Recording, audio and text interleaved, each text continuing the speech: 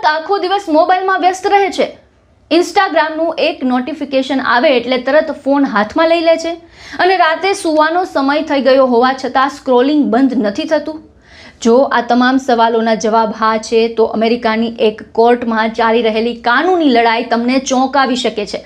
કારણ કે આરોપ માત્ર એટલો નથી કે સોશિયલ મીડિયા બાળકો માટે નુકસાનકારક છે. આરોપ એ છે કે મેટાને તેની અસરની જાણકારી હોવા છતાં બાળકોને પ્લેટફોર્મ પર વધુ સમય રોકી રાખે તેવા ફીચર્સ વિકસાવવામાં આવ્યા છે.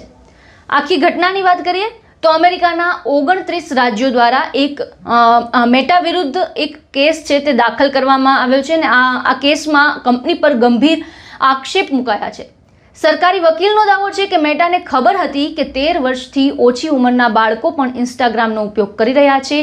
તેમ છતાં તેમને રોકવા માટે પૂરતા પગલાં લેવામાં આવ્યા નહોતા. કોર્ટમાં રજૂ થયેલા આંતરિક દસ્તાવેજ, ઈમેલ અને ચેટ્સમાં કંપનીના પોતાના સંશોધનો છે તેનો પણ ઉલ્લેખ કરવામાં આવ્યો છે.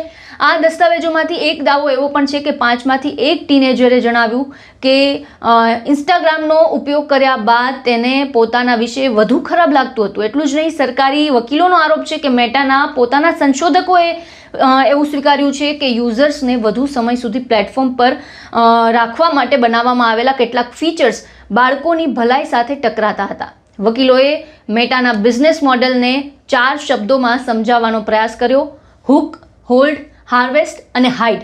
એટલે કે યુઝર્સને ખેંચો, તેને પ્લેટફોર્મ પર રોકી રાખો, તેનો ડેટા એકત્ર કરો અને કંપનીની નીતિઓ વિશેનું સત્ય છુપાવો.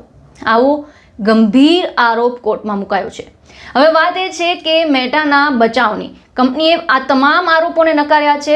મેટાના વકીલોનું કહેવું છે કે ઇન્સ્ટાગ્રામને લોકોને એડિક્ટ બનાવવા માટે ડિઝાઇન કરવામાં નથી આવ્યું. કંપનીએ યુઝર્સને બ્રેક લેવા માટે અલગ અલગ ટૂલ્સ પણ આપ્યા છે. પણ આ કેસનો સૌથી મોટો સવાલ એ છે કે જો કંપનીને બાળકો પર પડતી નકારાત્મક અસર અંગે જાણકારી હોય તો પછી આ ફીચર્સમાં ફેરફાર કરવામાં કેટલો પ્રયાસ થયો. આ કેસમાં રાજ્યો માત્ર દંડની માંગ નથી કરી રહ્યા, તેઓ ઈચ્છે છે કે સોશિયલ મીડિયા પ્લેટફોર્મની કાર્યપદ્ધતિમાં ફેરફાર થાય. લાઇક કાઉન્ટ અને સતત ચાલતું ઇન્ફિનિટ સ્ક્રોલ જેવા ફીચર્સ પર નિયંત્રણ છે તેના પર માંગ કરવામાં આવી છે. કારણ કે સતત નવી પોસ્ટ, નવી લાઇક અને નવું નોટિફિકેશન આ બધું યુઝર્સને પોતાની તરફ ફરીથી સ્ક્રીન તરફ ખેંચતું રહે છે. અને અહીં સૌથી મહત્ત્વની વાત એ છે કે આ ચર્ચા માત્ર ઇન્સ્ટાગ્રામની નથી. આ સવાલ દરેક માતા પિતાનો છે. શું બાળક સોશિયલ મીડિયાનો ઉપયોગ કરે છે કે સોશિયલ મીડિયા બાળકના સમય અને ધ્યાનનો ઉપયોગ કરી રહ્યું છે? આ કેસનો અંતિમ નિર્ણય શું આવે છે તે તો આવનારા અઠવાડિયાઓમાં સ્પષ્ટ થશે. પણ એક વાત સ્પષ્ટ છે કે બાળકો અને સોશિયલ મીડિયાના સંબંધને હવે માત્ર મનોરંજન તરીકે જોવાનો સમય પૂરો થયો છે. માતા પિતા માટે આ કેસ એક ચેતવણી હોઈ શકે છે. બાળક ફોનમાં કેટલો સમય વિતાવે છે એટલું જ નહીં, તે ફોનમાં શું જોઈ રહ્યું છે અને શા માટે વારંવાર પાછું જઈ રહ્યું છે એ પણ સમજવું જરૂરી છે. કારણ કે સ્ક્રીન પર દેખાતું એક નાનકડું નોટિફિકેશન કદાચ માત્ર નોટિફિકેશન નથી, તે બાળકનું ધ્યાન ખેંચવાની આખી સિસ્ટમનો એક ભાગ હોઈ શકે.